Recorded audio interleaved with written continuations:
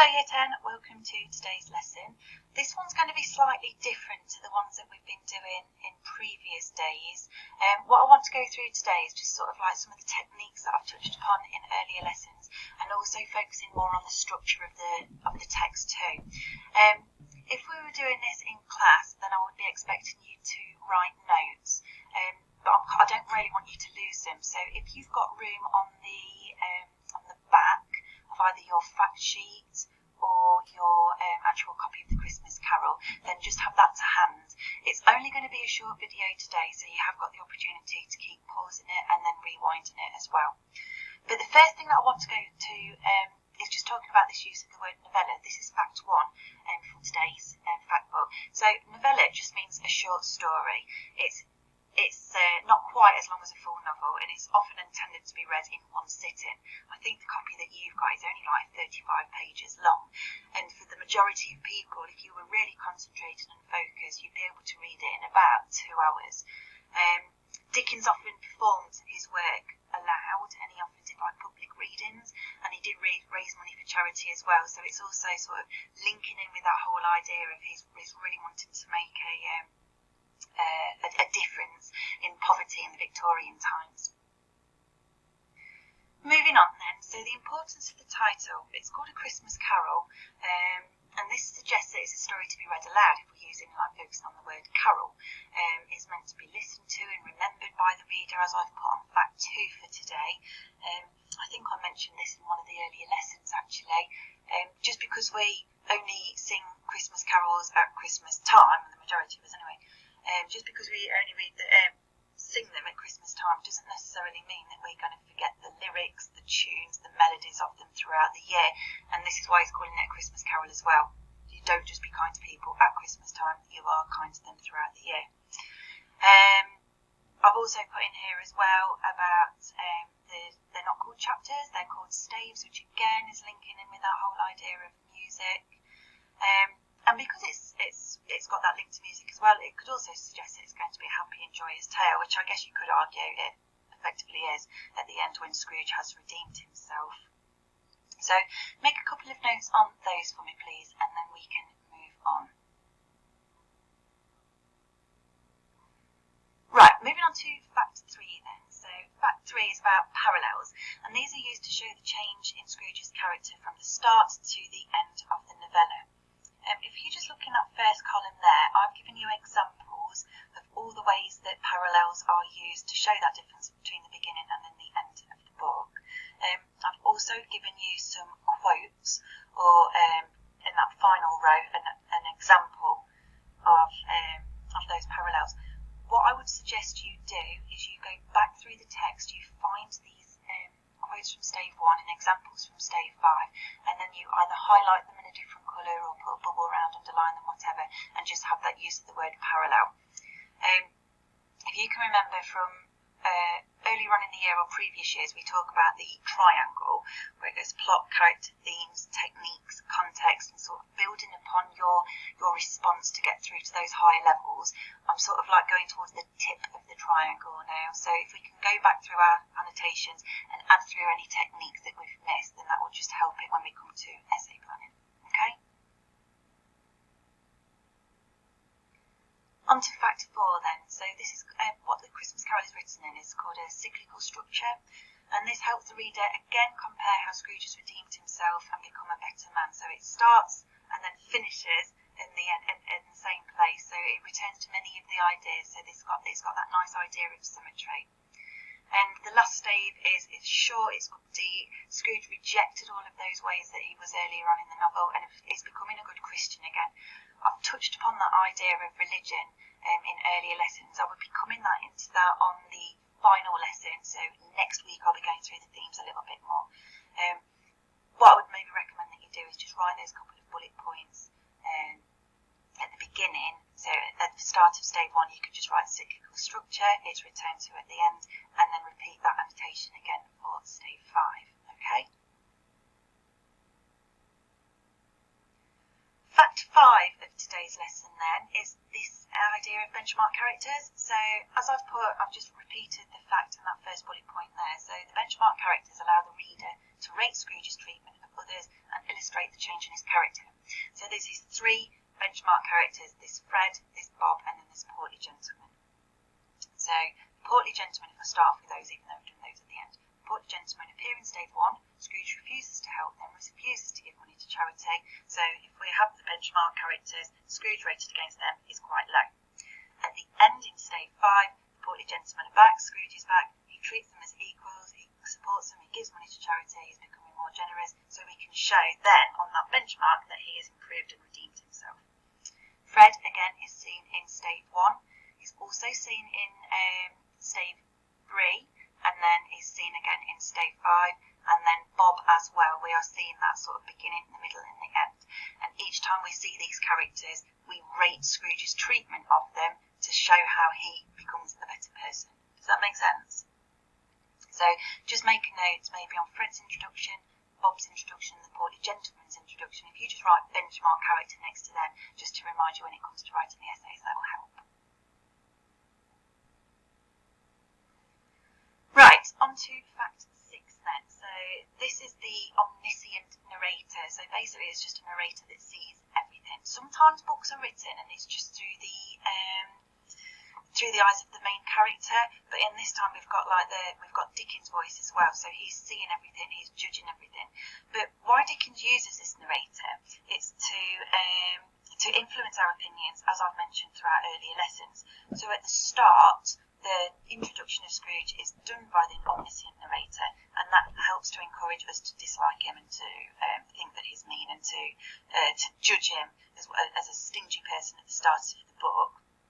And then what the omniscient narrator does is, through this, as I've put there, verbose conversation and sometimes quite comical and sarcastic tone, it helps us to build up a relationship between the narrator and ourselves, and then all of a sudden that influences even more, and it creates this idea of sympathy as well. So the narrator helps build up the sympathy that the narrator feels towards Scrooge. So by the end of it, we're happy that he's changed. It's a believable change, and we understand the reasons why he's done it.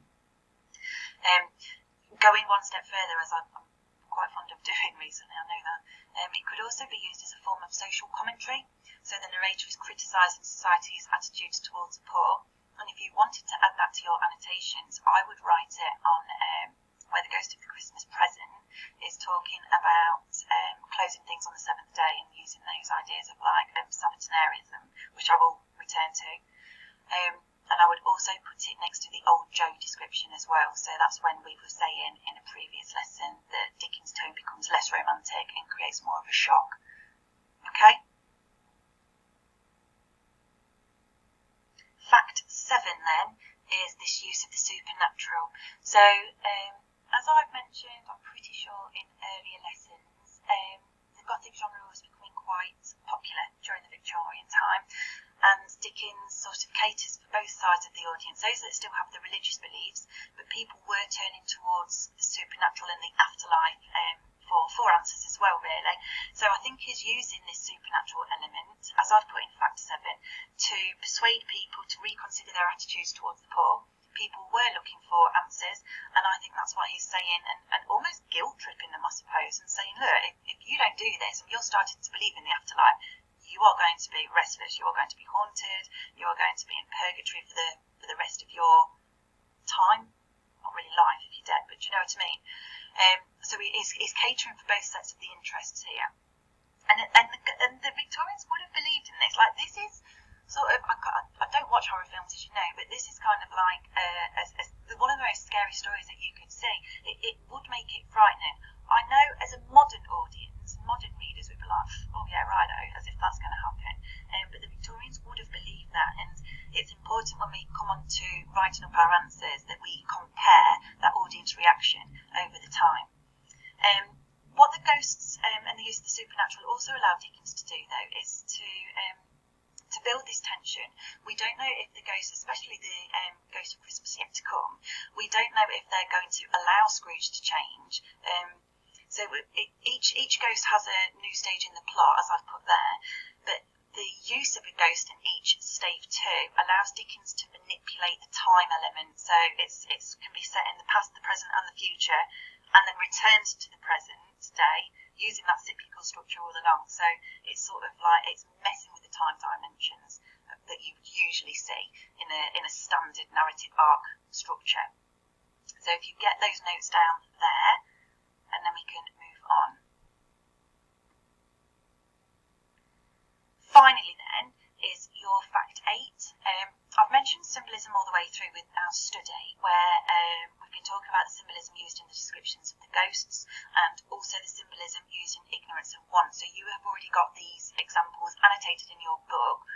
As I put on fact 8, symbolism is used to create the images that will stay in the reader's mind and strengthen Dickens' message. So it's kind of like this idea of, okay, you're reading the story, and then if you remember back to the preface when he says it's going to haunt you, it's these ideas that you're going to remember, not necessarily the quotes, but just the examples and the images that he has created. Those of you that have been taught by me in the past know that I'm an absolute sucker for reading too much into things, and especially like with any literature text and the poetry, I'll always say, oh, do you think it can mean this? And loads of you like will say, no, it's just you being silly and reading too much into it as if they really meant that. Indulge me on this one for a little. Have a look at these examples here. So this is another example of symbolism that's been used in the book, and it's this idea of fire and brightness. So feel free to pause it if you are interested in this idea of mine. But what I've done is I've found some examples of how this symbol of fire and brightness sort of conveys this idea of emotional warmth and comfort and celebration. Some examples from stave 1 there, stave 3 and stave 5, just so you can talk about additional uses of symbolism. So like I say, if you believe it and you want to go that one step further and impress me, pause it now and just find those examples in the extract. And then I've also found this idea of the symbolism of music as well. So music symbolising celebration and happiness. Some examples there if you are interested in going back through the text and highlighting those and just putting nice symbolism of music. And then I've found this one about ice as well. Now I do particularly like this one, especially if you're linking it in with that idea of the fire that I mentioned a couple of slides ago. So interestingly, and I've just put that in the star there, look, after stave 3 there is no mention of ice whatsoever, so I think you could even go one step further into these alternative meanings and really sort of digging deep now, clutching at straws whichever side you're on, and it could possibly suggesting that now is Scrooge is thawing and he's becoming a better person, so all the influences of the ghosts up until stave 3 and everything that he's seen and the visions that he's been shown have caused him to become a better person. So like I say, if you believe it, if you're sort of interested in this sort of thing, pause it, find those examples, otherwise we can move on. I've just put, if I was teaching you in class, then I would have done this, and I don't want you to feel like you're being shortchanged just because of the remote lessons. So if you wanted to think about this even further, have a look at these use of symbolism here. Think about how they're meant to influence the reader. If you want to send me any examples, or if you just want to like chat it through on Teams, and feel free to. Otherwise, you can just start looking through those 6 examples there and saying, oh, this might symbolise this. It's all to do with Dickens' message and strengthening that moral of the book. What I've also done, if you go onto the Files tab of Teams, I've put all of the PowerPoints of the lessons uploaded onto there. I think your mentors will be going through this with you in your meetings with them this week, but there's going to be some assessment plans that have been put into place. It's only like quizzes, you don't need to worry about it, but rather than going back through and enduring my voice, I've just put the unvideoed, is that even a word? Like just basically the PowerPoints without me on them, so you can go through it at your own pace. Any questions, as always, feel free to send me a message. There's one of us on there every day. I hope that's made sense. I know it's slightly different to a usual lesson where we're annotating it. If there's anything that you want me to go through in slower detail, then I'm more than happy to do that. Otherwise, take care and I will see you soon. Bye.